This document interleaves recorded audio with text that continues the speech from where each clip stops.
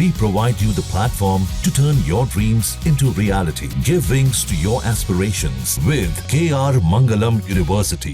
PoK को लेकर पाकिस्तानी हुकूमत और पाकिस्तानी सेना को ये खौफ बना रहता है कि भारत उसके कब्जे से पीओके को मुक्त करवा ही लेगा और ऑपरेशन सिंदूर के बाद ये डर और ज्यादा बढ़ गया है। इसलिए पाकिस्तान ने पीओके को आतंक का एपिसेंटर बना दिया है, जहां पर आतंक के बड़े बड़े अड्डे अभी भी चलते हैं। आज पीओके का वो सच हम आपको दिखाने जा रहे हैं जिसे देखकर आप भी हैरान रह जाएंगे।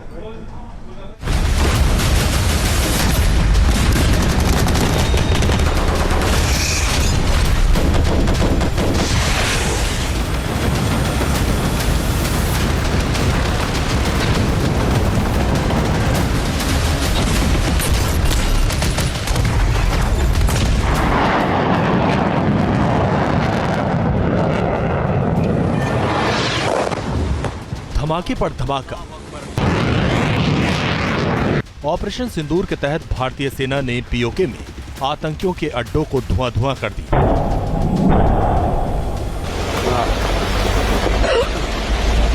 एलओसी पार जिन पाकिस्तानी चौकियों की आड़ में आतंकी अड्डे चल रहे थे, उस पर भारतीय सेना की आर्टिलरी ने ऐसा प्रहार किया कि पाकिस्तानी सेना भाग खड़ी हुई।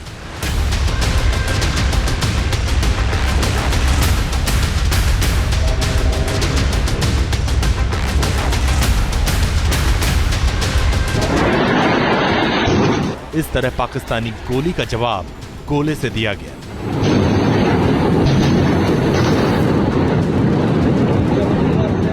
पहलगाम में पाकिस्तान के समर्थन से किया गया आतंकी हमले का भारतीय सेना ने जवाब बड़ी सोच समझ के साथ दिया। शुरू में सेना ने केवल आतंकवादी ठिकानों पर ही हमला किया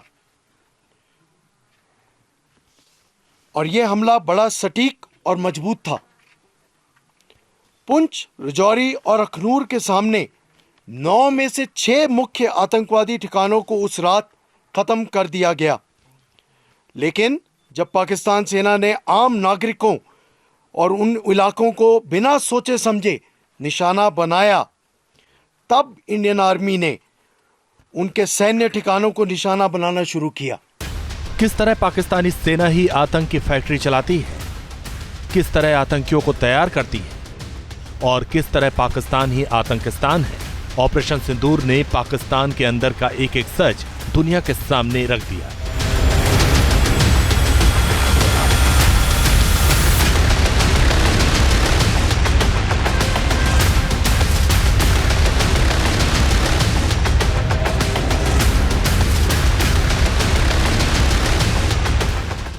और अब देखिए पाकिस्तानी सेना और हुकूमत का वो सच जिसमें पीओके की खूबसूरत वादियों को किस तरह पाकिस्तानी सेना आतंक की फैक्ट्री में तब्दील कर रही है।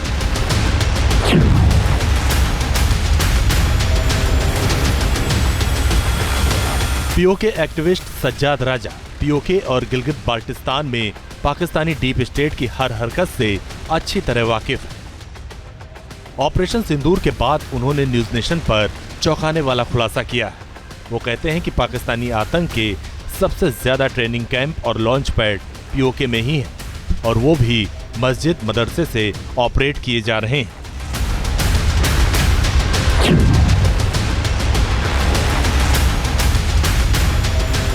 उनकी मस्जिदों और मदरसों के अंदर तो बाज़ाब्ता तौर पे असला भी होता है और वहाँ ट्रेनिंग भी दी जाती है और वहाँ असला स्टोर भी किया जाता है। लेकिन जिन मसाजिद में ये फैसिलिटीज़ नहीं हैं, उनमें से भी बेशुमार मसाजिद ऐसी हैं जहाँ पे हर जुमे को बाज़ाब्ता तौर पे लोगों की ज़हन साजी की जाती है और जो लोग वहाँ पे कुरान पढ़ने आते हैं उन्हें भी इस तरह की तालीम और तरबियत दी जाती है कि वो बुनियादी तौर पे जहाद फसाद के लिए उनकी ज़हन साजी की जाती है। पाकिस्तानी खुफिया एजेंसी ISI, पाकिस्तानी सेना और पाकिस्तान के कट्टरपंथी मौलाना, इन तीनों की तिकड़ी से पीओके में आतंक के 3 मॉड्यूल चलते हैं।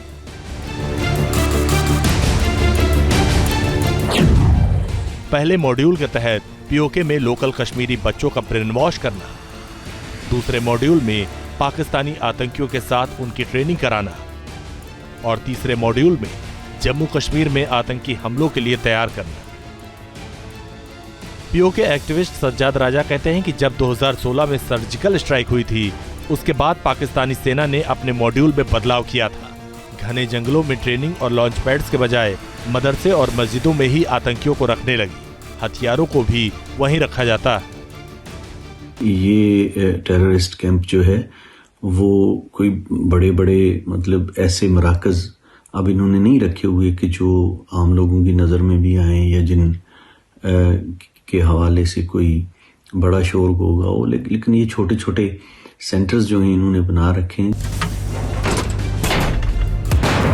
6-7 मई की रात भारत ने जिन 9 आतंकी ठिकानों को नष्ट किया था, उसमें 5 आतंकी अड्डे पीओके में और 4 पाकिस्तान के अंदर थे। पीओके के मुजफ्फराबाद में आतंक के 2 अड्डे सवाई नाला कैंप और बिलाल कैंप। इसी तरह पीओके के कोटली में भी 2 अड्डे अब्बास कैंप और भूलपुर कैंप, और भिम्बर में बरनाला कैंप को तबाह किया गया था। इसके साथ ही पाकिस्तानी पंजाब के अंदर बहावलपुर कैंप, मुरीद के सरजल कैंप और महमूद जोया कैंप को ध्वस्त किया गया था। खास बात यह है कि ये आतंकी ठिकाने मदरसे और मस्जिदों के अंदर से चल रहे थे। दहशत का काम चल रहा था, चाहे वो मसूद अजहर का हेडक्वार्टर बहावलपुर हो या फिर हाफिज सईद के आतंक का तहखाना मुरीद के। इन सभी आतंक के अड्डों में सैकड़ों आतंकी मारे गए। जैश, लश्कर और हिजबुल के बड़े आतंकियों का खात्मा हुआ था। ऑपरेशन सिंदूर में आतंकिस्तान के खात्मे के बाद पाकिस्तानी सेना फिर नई साजिश में जुट गई, और इस साजिश के सबूत हैं ये तस्वीरें। जब हाफिज सईद का करीबी और लश्कर का खूंखार आतंकी पाकिस्तानी सेना के साथ पीओके पहुंचा था, वो 17 मई की तारीख थी, जब पाकिस्तानी सेना के साथ लश्कर कमांडर मोहम्मद शोएब पीओके के भिम्बर इलाके में दिखा था। आतंकी शोएब के साथ लश्कर के कई और आतंकी भी थे। आतंकी शोएब हाफिज सईद और उसके परिवार का बेहद करीबी है। उसके बेटे तलहा सईद आमिर हमजा के साथ उसकी अच्छी खासी पैठ है। उसे लश्कर तोयबा में फिदाइन कहा जाता है। ऐसे में सीज फायर के बाद भिम्बर जैसे इलाके में उसका आना पाकिस्तानी सेना की गहरी प्लानिंग का हिस्सा है, क्योंकि पाकिस्तान बिना आतंकियों के रह नहीं सकता। पीएम मोदी ने 12 मई को पाकिस्तान को सुनाया था कि पाकिस्तान को बचना है तो आतंक को खत्म करना ही होगा। पाकिस्तानी फौज,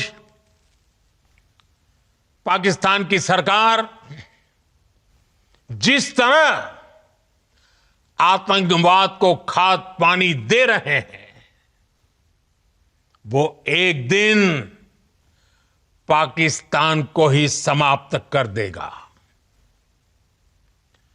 पाकिस्तान को अगर बचना है तो उसे अपने टेरर इंफ्रास्ट्रक्चर का सफाया करना ही होगा। जम्मू कश्मीर को कश्मीर घाटी और जम्मू डिवीजन की ये पीर पंजाल की रेंज ही बांटती है। घने जंगलों वाले पहाड़ी इलाके पीओके में दूर दूर तक फैले हुए हैं। पाकिस्तानी सेना इसलिए पीओके को आतंक के अड्डे चलाती रही है, क्योंकि यहाँ से घुसपैठ करना और हाइड आउट के लिए ये इलाके सबसे मुफीद है।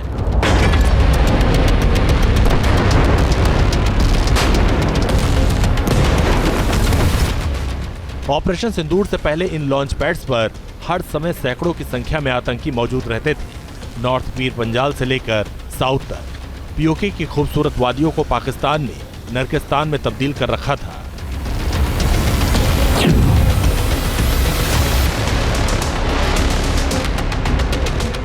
पहलगाम हमले के लिए पाकिस्तानी सेना बहुत दिनों से प्लानिंग कर रही थी, जब लश्कर, जैश और हिजबुल जैसे आतंकियों की कमर टूटने लगी थी। मुल्ला मुनीर ने विदेशी आतंकियों का सहारा लिया था। इसी साजिश के तहत पीओके के रावलकोट में 5 फरवरी को हमास के आतंकियों की परेड कराई गई थी। हमास के कुख्यात आतंकियों के साथ पाकिस्तानी आतंकी मुनीर के अफसर भी दिखे थे। इस तरह पाकिस्तानी सेना आतंकियों के तार जोड़ रही थी, जिसे ऑपरेशन सिंदूर ने छिन्न भिन्न कर दिया। Team news nation. News nation अब व्हाट्सएप पर खबरों की ताजा अपडेट के लिए न्यूज़ नेशन के इस QR कोड को स्कैन करें।